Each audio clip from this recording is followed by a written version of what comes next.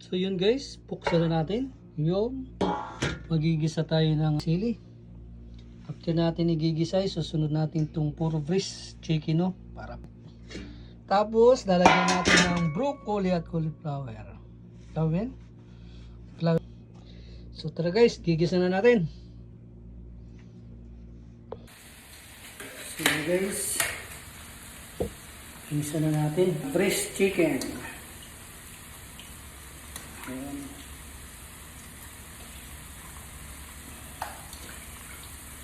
So, siyempre bigsin.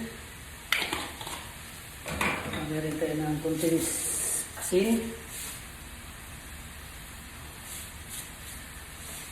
Ayan.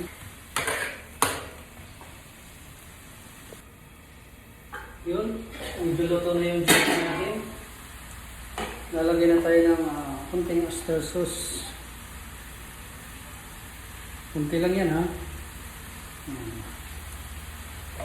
Meron din ako oyster sauce na sweet sauce.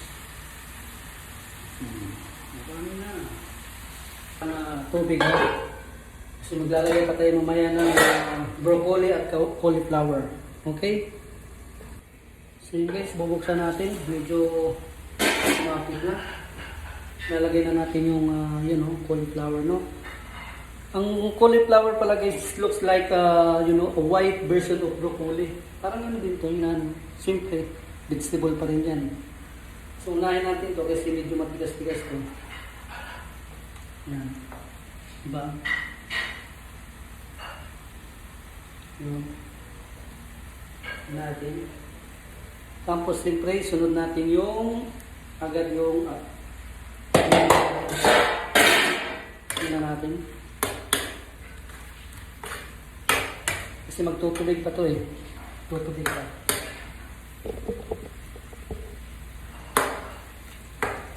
Yan. Yan yung kapita. Dahil natin ang konti.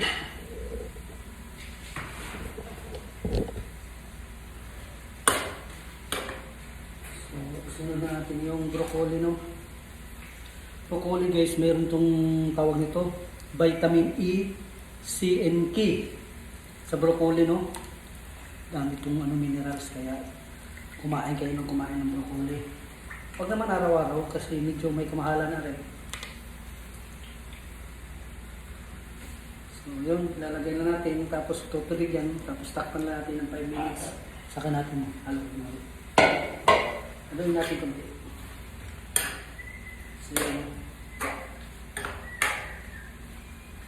Hintayin na natin magtutubigin guys. Natin 5 minutes. Okay. Chicken, breast, and broccoli with cauliflower. So thank you for watching mga kaduduts. Please support and subscribe my channel. Thank you so much and God bless you all.